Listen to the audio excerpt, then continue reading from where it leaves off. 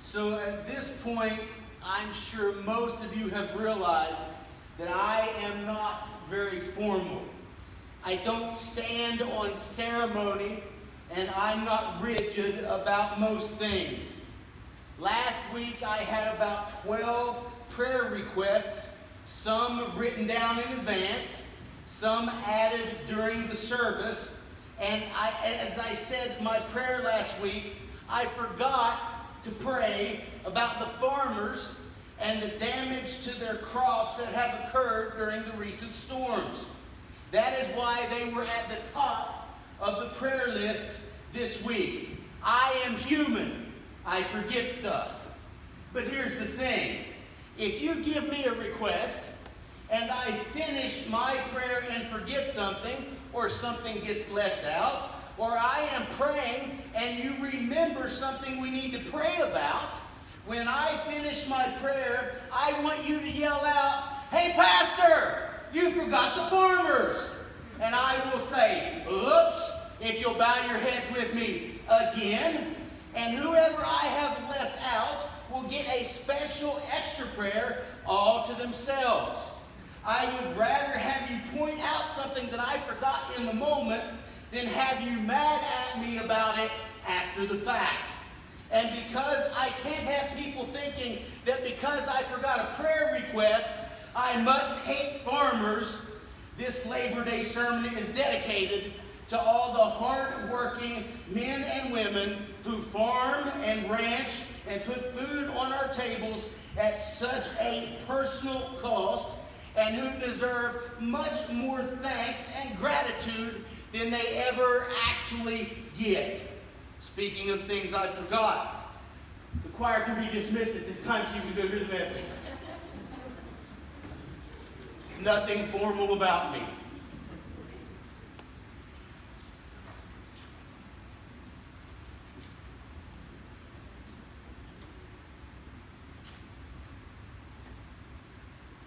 That would have been perfect had I done that on purpose, wouldn't it?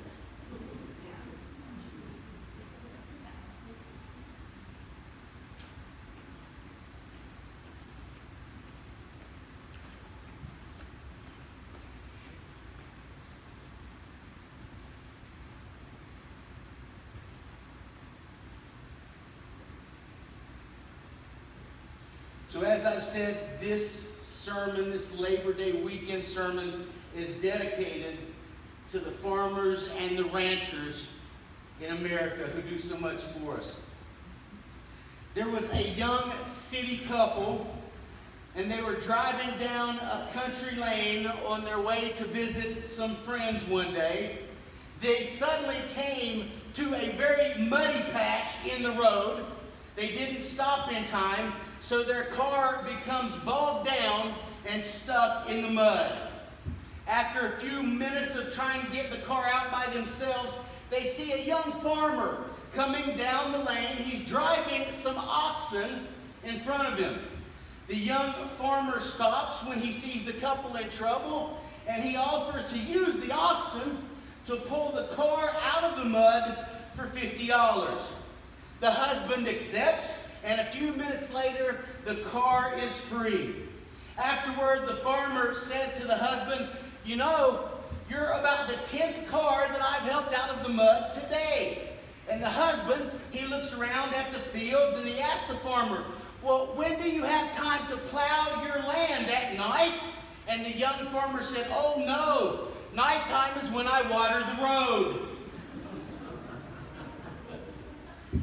Compared with other celebrations, Labor Day is the quiet day.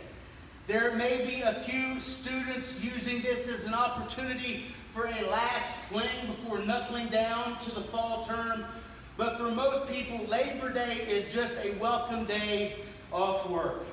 America has celebrated Labor Day on the first Monday in September since 1882. The idea was to have a street parade to show off the strength and spirit of the trade and labor organizations. When Labor Day was first proposed, people worked 12-hour days. Later, Labor Day featured speeches by prominent men. It's true to say that these had mixed reception compared with the enthusiasm of a day off work. In the 21st century, politicians never miss the chance to plug their policies, especially in presidential election years. While the first Labor Day was originally held on a Tuesday, it was soon realized that the first Monday was a better day for this day of relaxation, principally because it gives you the long weekend. The scriptures that I want to read first is 1 Thessalonians 4, verse 11, that you also aspire to lead a quiet life, to mind your own business, and to work with your own hands as we commanded you. 2 Thessalonians 3, 10 through 12. For even when we were with you, we commanded you this. If anyone will not work, neither shall he eat. For we hear that there are some who walk among you in a disorderly manner, not working at all, but are busybodies. Now those who are such we command and exhort through our Lord Jesus Christ, that they work in quietness and eat their own bread. Labor Day is a strange holiday. While we call it Labor Day, we try to do as little labor as possible. And most working people actually have the day off. Nobody has ever wished me a happy Labor Day. We didn't get any Labor Day cards in the mail. We don't decorate the house or give Labor Day gifts. The florists and the greeting card manufacturers haven't found a way to capitalize on it yet. It's a bad weekend for church because everybody wants to travel. Labor Day is different things to different people. To the factory or office worker, it may be a day off. For policemen who deal with extra traffic and alcohol abuse, it is a tough day. To farmers and ranchers, it's just another day to feed the cattle and work in the fields. For preachers, it is an opportunity to talk about work. When I think about Labor Day and farmers, I am reminded of the story about Eli. He was a dirt poor country farmer who one day won the lottery, $500,000. So to celebrate, he treated his wife and 4 kids to a trip to see the Labor Day parade in New York City.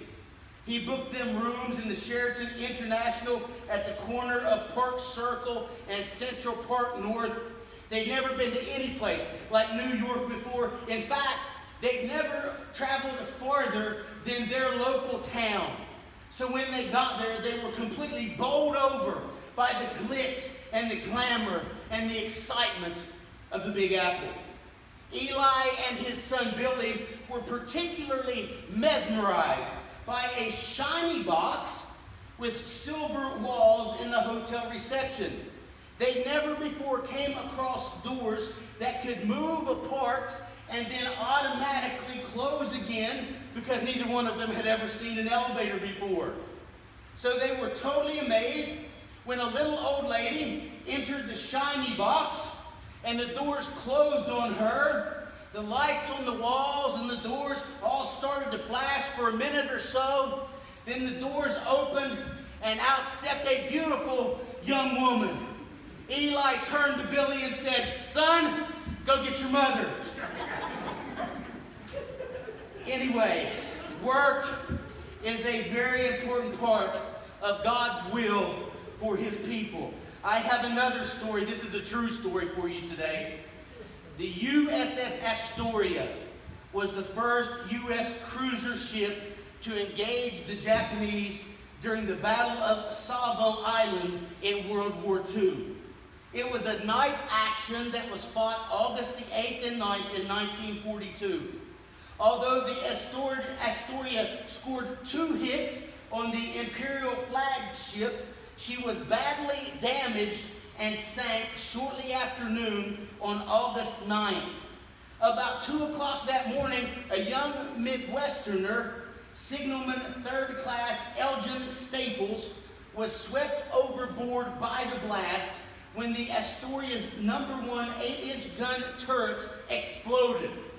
He was wounded in both legs by shrapnel and in semi-shock. He was kept afloat by a narrow life belt that he managed to activate that had a simple trigger mechanism as he was blown off of the ship. We'll get back to more of that true story in just a little bit. But the first point I want to make is God has always honored and provided work. Genesis 2:2. And on the seventh day, God ended his work, which he had done, and he rested on the seventh day from all his work which he had done. God is a worker himself and appreciates rest. He created us in his image and gave us work to do. Genesis 2:15. Then the Lord God took the man and put him in the Garden of Eden to tend and keep it. Even from the beginning, God gave men and women work to do. When Jesus came to earth, God honored work. His birth was first told to working shepherds, Luke 2:8. Now there were in the same country shepherds living out in the field, keeping watch over their flocks by night. Jesus learned a trade as a carpenter. Mark 6:3. Is this not the carpenter, the son of Mary, the brother of James, Joseph, Judas, and Simon? And are not his sisters here with us? Jesus was known as a carpenter. He worked with his hands in Joseph's carpenter shop. Jesus also chose working men as his disciples. Peter, Andrew, James, and John were all fishermen. Matthew was a tax collector.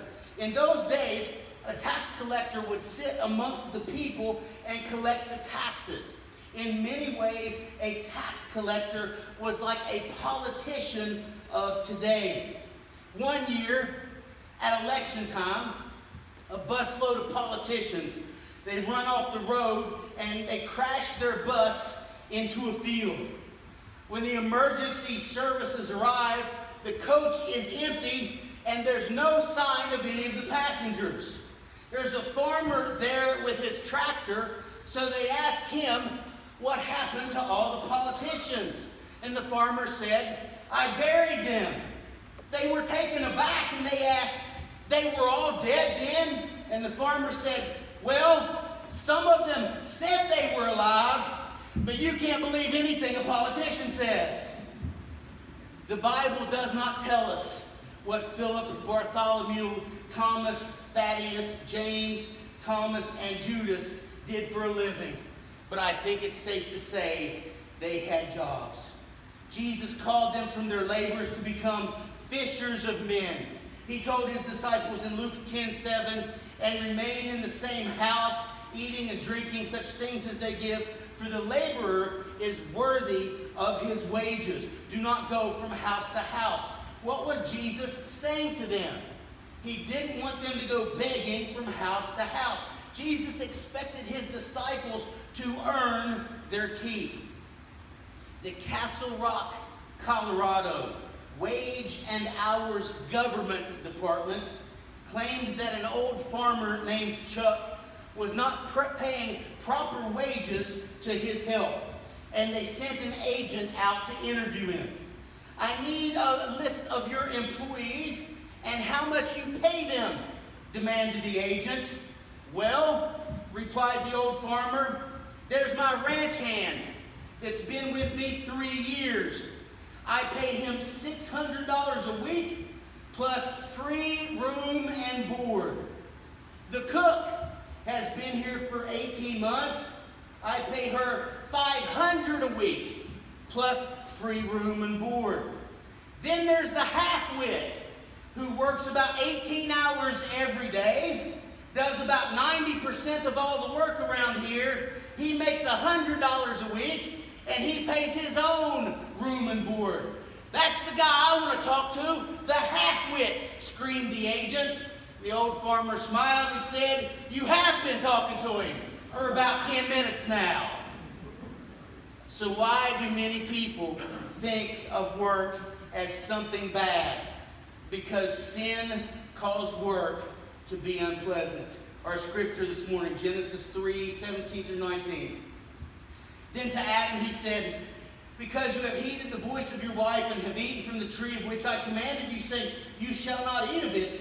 Cursed is the ground for your sake. In toil you shall eat of it all the days of your life. Both thorns and thistles it shall bring forth for you. And you shall eat the herb of the field.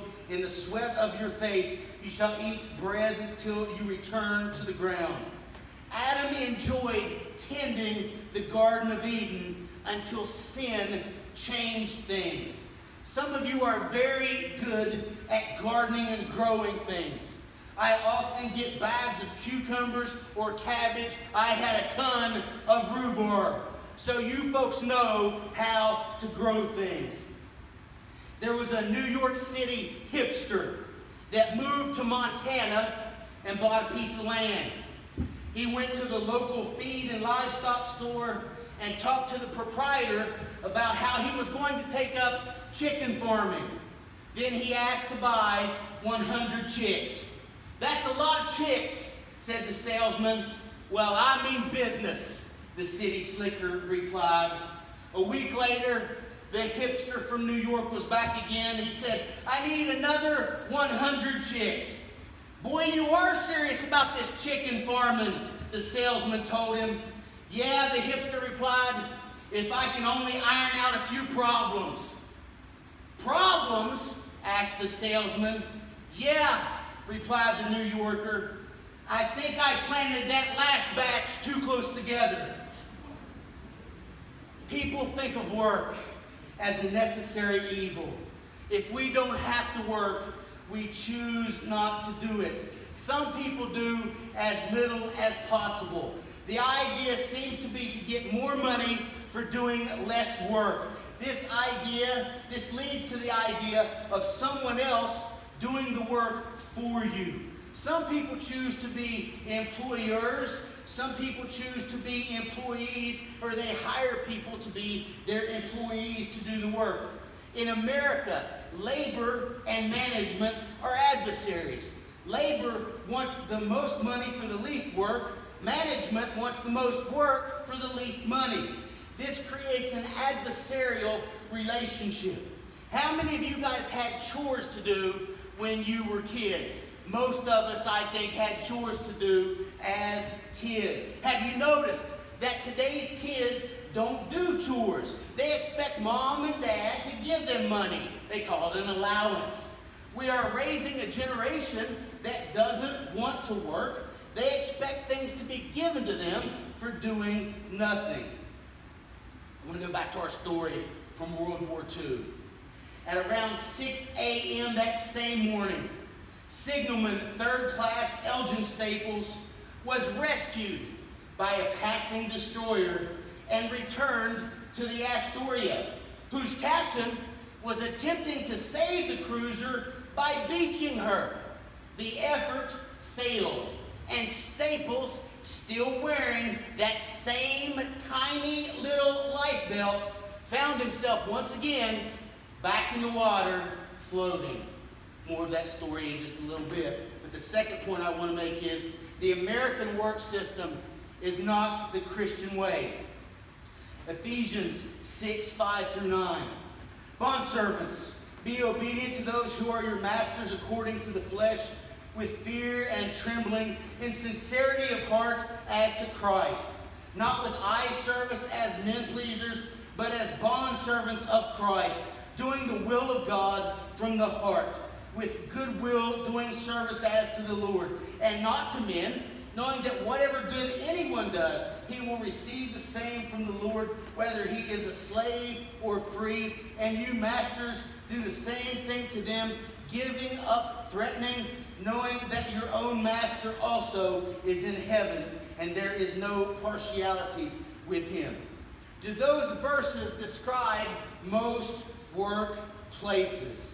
Slavery has been abolished, but most workers think that they're treated like slaves. Many employers have attitudes like a master. They treat their employees like slaves. I know from growing up in West Virginia, there are about 1 million people in the whole state, and Charleston, which is the biggest town, has about 110,000 people in it. good paying jobs with benefits are few and far between. I ran a Domino's Pizza in the early 90s, and I had several people who worked for me as drivers that had college educations, good college educations. They just couldn't find any other job besides Domino's Pizza. So good jobs were few and far between. And because of that, the places that did have good, well-paying jobs treated their employees terribly because they knew they could. Because if you're lucky enough to get one of those good jobs, people would do almost anything to keep them. And the employers knew that, so they don't have to worry about you quitting to find another job. If you go to a big city, like when we moved to Cleveland, I was blown away by the way the businesses treated the employees.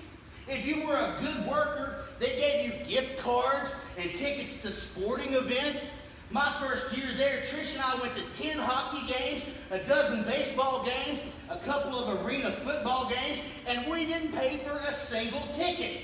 They were gifts for being good employees and simply doing our job. This is important to realize.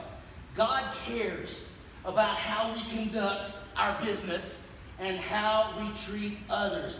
We will all face judgment, both employers and employee. The Christian cannot separate his business from his spiritual life. He has no right to act like a heathen Monday through Friday. The Christian does not live for self alone. Money is an opportunity to help other people. Ephesians 4:28 says, "Let him who stole steal no longer, but rather let him labor, working with his hands what is good, that he may have something to give him who has need." If we all did like some of the Christians in Thessalonica and refused to earn any money, then we could not give to the church could not pay its bills, the church could not help needy people. Back to our story of World War II. Close to noon, Navy Seaman Staples was picked up again, this time by the USS President Jackson. He was one of 500 survivors of the battle who were evacuated. Safely on board the ship for the first time, Staples closely examined that little life belt that had saved him so well on 2 occasions. It had been manufactured by Firestone Tire and Rubber Company of Akron, Ohio. It bore a registration number. And we'll get back to that in just a moment. But the third point, the Christian does the best we can for others. Colossians 3:22 through 24, "Bondservants, obey in all things your masters according to the flesh, not with eye service as men pleasers, but in sincerity of heart, fearing God. And whatever you do, do it heartily, as to the Lord and not to men, knowing that from the Lord you will receive the reward of your inheritance, for you serve the Lord Christ." Christian employees should do more than expected because they work for the Lord. Christian employers do the best, not the least they can, for their employees because they also have a master. Here's a question for you. Suppose a Christian has a $150 job to be done, and he knows it's worth $150, and 2 men are willing to do it. One man will do the job for $150, one will do it for $100. Which person should the Christian hire? Well, the Christian employer is free to hire either man. However, he should still pay whoever he hires $150 because that's what the job's worth, and so that's what the man is worth. Now, if we're honest, most of us, and I include myself in that us, most of us are not programmed to think that way. We are programmed to get the most bang for our buck. How often do we get estimates because we want the cheapest price, not necessarily the best work? When I was a kid, I used to make money cutting grass. I stopped by this house that sat at the edge of a hill most of the houses in the area and in the neighborhood, I cut their grass for them. And the yards were all about the same size. So I knocked on the door, and this elderly lady came out, and I said, "Would you like me to cut your grass?" And she said, "Sure." So I said, "I can do it for $25. Now, I was standing in her front yard. I had not looked at the backyard yet, but I assumed it was the same size as all the yards around it. So we agreed to $25 front and back, and I cut the front yard in about 20 minutes. I walked around to the back of the house only to realize that unlike the other yards in her neighborhood, this lady's yard went all the way down the mountain. I would guess about 3 acres. And it hadn't been cut since candy bars were a nickel. I felt my heart sink. But I had made a deal, and even then, I wasn't the kind of kid who would break a deal.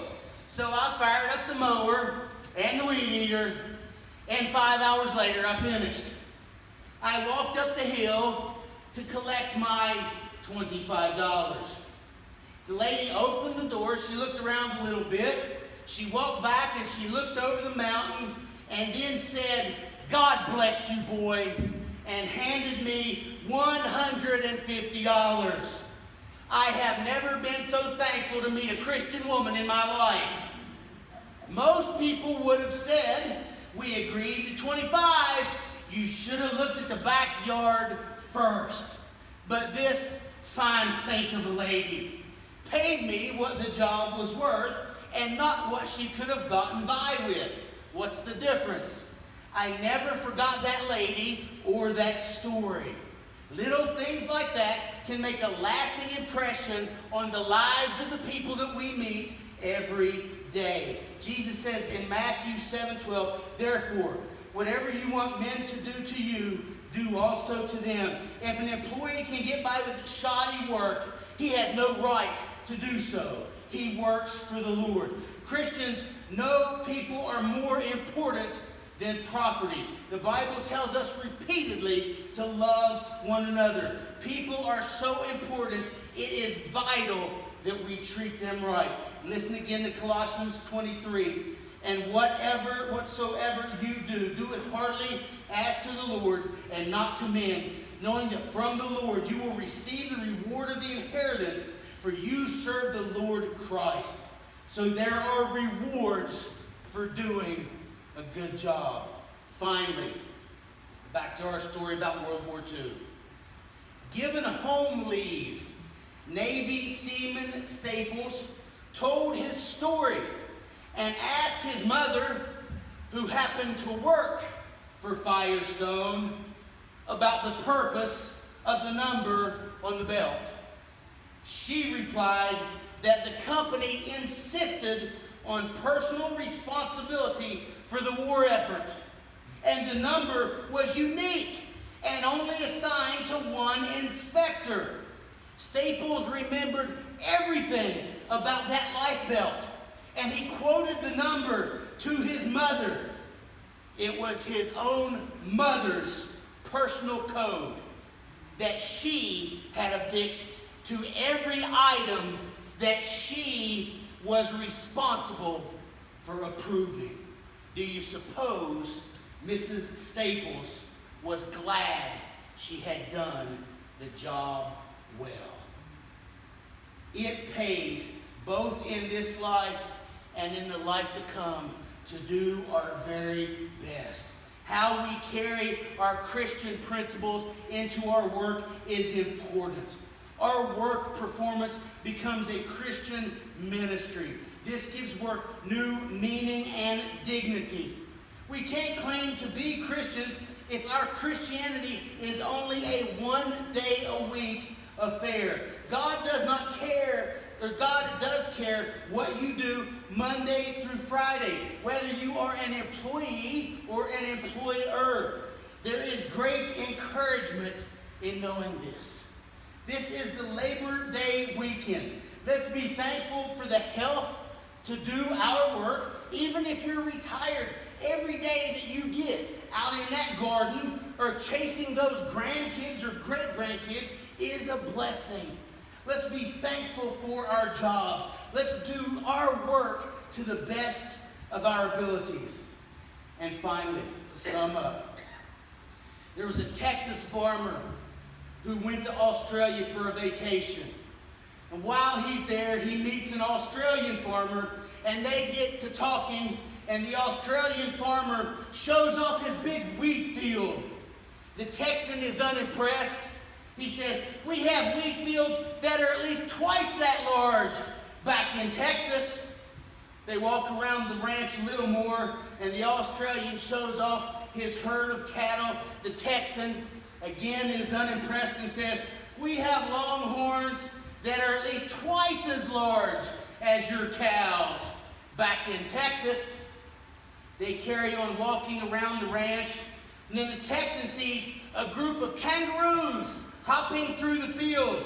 He asks the Australian, "Well, what in the world are those?" And the Australian replies, "Don't y'all have grasshoppers back in Texas?" I want to thank you guys for listening to me this morning. And I want to thank God again to all the farmers who do so much so we can have it so well. Thank you guys for listening to me.